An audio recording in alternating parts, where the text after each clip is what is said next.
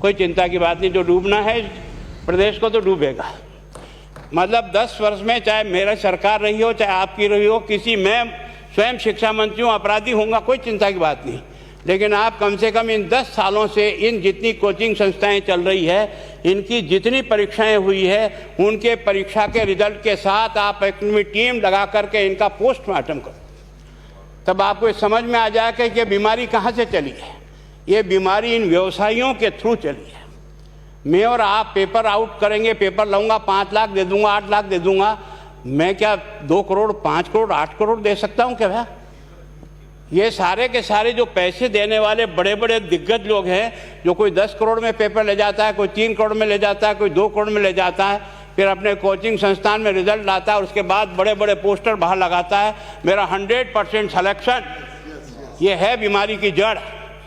अगर मार करना चाहते हो तो यहाँ करो, तब तो जाकर के इसको कोई रोक सकोगे। बाकी से केवल मन को संतुष्ट करने का काम करो तो ये राजस्थान के उस गरीब बच्चे के साथ न्याय नहीं होगा, जो बड़ी मुश्किल से पढ़ता है, अपने घर में बूढ़े माँ बाप को भूखे मार के पढ़ता है और उसके बाद परीक्षा के लिए जाता है, रोता हुआ घर लौटता है।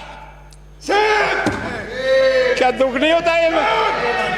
हम लोगों के मन में कोई रहम नहीं है कि आखिर उस बच्चे का क्या होगा जो अपनी बड़ी पीड़ा के साथ पढ़ रहा है। इन सारे पैसे वाले लोगों के पास में आपने सारी सरकारी नौकरियों को भेज दिया। मैं बहुत कड़वा सच बोल रहा हूं।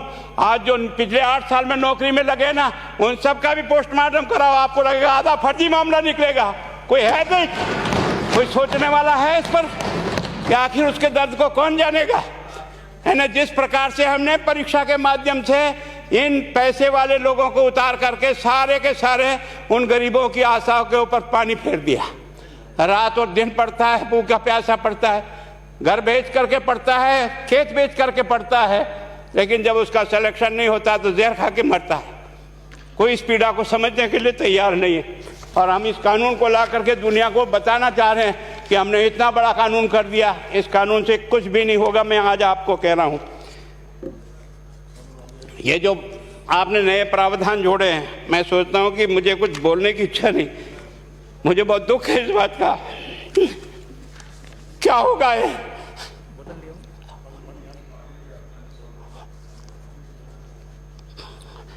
किस तरह की गैंग पालनी है हमने? पानी पिला दो है ना। मैं उस दिन भी पूछा था कि मैंने कहा ये शिक्षा संकुल पे है, जिन लोगों को ड्यूटी पे लगाया, इसको लगाने वाला दोषी कौन है, जिसके कारण से पेपर जो है ना काट करके निकाल दिया।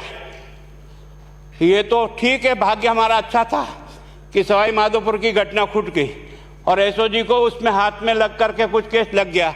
अगर वो केस नहीं लगता तो आज आपकी सारी नौकरी पर इन सब बड़े बड़े दलालों के स्कूल में पढ़ने वाले बच्चे होते और मेरा गरीब का बच्चा अपना घर लौट के जाता। क्या दुर्भाग्य है। और इस कारण से केवल इसके लिए खुश मत हो जाओ कि हमने कानून बहुत सख्त बना दिया इसलिए अपराधी रुक जाएगा। नहीं, सिस्टम को बदलना होगा, ये परीक्षा का सिस्टम चेंज करना होगा। मैं सोचता हूँ कि क्या हम इतने अक्लमंद बैठे हैं, क्या इस व्यवस्था को चेंज नहीं कर सकते? क्या एक ही पेपर हर राजस्थान में 20 लाख बच्चों को दिया जाए? क्या इसका कोई ऑल्टरनेट नहीं हो सकता? इसका ऑल्टरनेट सोचना चाहिए कि हम परीक्षा को टुकड़े टुकड़ों में कैसे कर सकते हैं। जिले के अनुसार पेपर नहीं, एक नहीं हम 25 पेपर बना सकते हैं। कौन से सेंटर पर कौन सा पेपर जाएगा कोई तय नहीं करेगा कौन सा जाएगा, और हम जो इच्छा होगी उस सेंटर पे वो पेपर भेजेंगे। और ये जितने भी प्राइवेट कॉलेजों में आपने सेंटर बना रखे उनको बंद करो, इनको तुरंत बंद करिए एक ऑर्डर से। जितने भी सरकारी विद्यालय है और सरकारी नौकर ही एग्जामिनर बनेगा और एग्जामिनेशन करेगा, तब तो आप इसको बचा पाओगे। ताकि आप और मैं कितने भी कानून बदल कर दें, आपका वो जांच करेगा, आपका वो अधिकारी आएगा। आपने कहा भाई सेशन जज के नीचे नियुक्ति नहीं होगी, इसके अलग से कोर्ट होगा, बहुत अच्छी बात है। प्रोविजन जो आपने डाले हैं वो स्वागत योग्य है, स्वागत करता हूं, पर इन प्रोविजन को लागू तो आप और मैं ही करूंगा, कौन करेगा? जब हम ही ठीक नहीं है तो इन प्रोविजन क्या रोएंगे अंदर बैठे बैठे? जब तक हमारा दिल और दिमाग ठीक नहीं होगा ना, इस बीमारी का इलाज नहीं होगा। हमने शिक्षा के मंदिर को भ्रष्टाचार की भट्टी में जलाकर खाक कर दिया।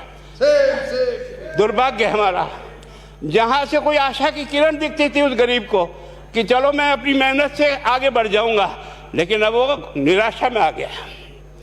उसको लगा कि अब कोई रास्ता नहीं है। और इस कारण से मैं सोचता हूं कि आप जिस भावना से लाया, मैं आपकी भावना की इज्जत करता हूं, लेकिन केवल आपकी भावना इन बेईमानों को नहीं रोक सकेगी। इसको रोकने के लिए हमको सिस्टम को बदल करके और तुरंत उस पर ध्यान करना चाहिए। कानून 302 का बना हुआ है, क्या मर्डर रुक गए? आप भी जान रहे हो, रोज के रोज पोक्सो कोर्ट में आजीवन कारावास हो रहा है, क्या व्यभिचार रुक गया है? अपराधी को दंड मिल सकता है, अपराध बंद नहीं हो सकता है। अपराध बंद करने के लिए जो सिस्टम होते हैं उस सिस्टम में चलो। एकमात्र इस देश में भ्रष्टाचार की भट्टी में देश जल रहा था, केवल और केवल एक तरह से प्रत्येक व्यक्ति का खाता खुलवाकर देश के प्रधानमंत्री में सारा का सारा बेनिफिट उसका सीधा खाते में डाला। बेईमानों को चोट लगी नहीं लगी, उस तरफ अपना दिमाग बचाओ, उस तरफ अपना दिमाग लगाओ। किस बीमारी का इलाज कहाँ है और कैसे हो, इस बारे में चिंता करने की कोशिश करो। मैं कई बार इधर सीकर और इधर गया तो मैं सोचता हूँ कोचिंग संस्थान की बिल्डिंग देंगे ना तो टोपी गिर जाए नीचे से। क्या चीज़ है यार, भगवान ने क्या लक्ष्मी वहीं बरसाई है। और जो बाकी संस्थाएं, उसका कारण यह है कि हमने अपनी दुकान को इतनी कमज़ोर कर दी है कि जहाँ बच्चे अच्छी तरह से शिक्षा लेकर के हम जैसे गरीब पढ़ करके यहाँ आ गए, अब वो रास्ते नहीं हैं। और इस कारण से मेरी बहुत विनम्र प्रार्थना है, इस बीमारी का इलाज चाहिए बच्चे को, कानून से नहीं होगा, कानून के अलावा होगा, और उसमें आप करें। धन्यवाद। Thank you.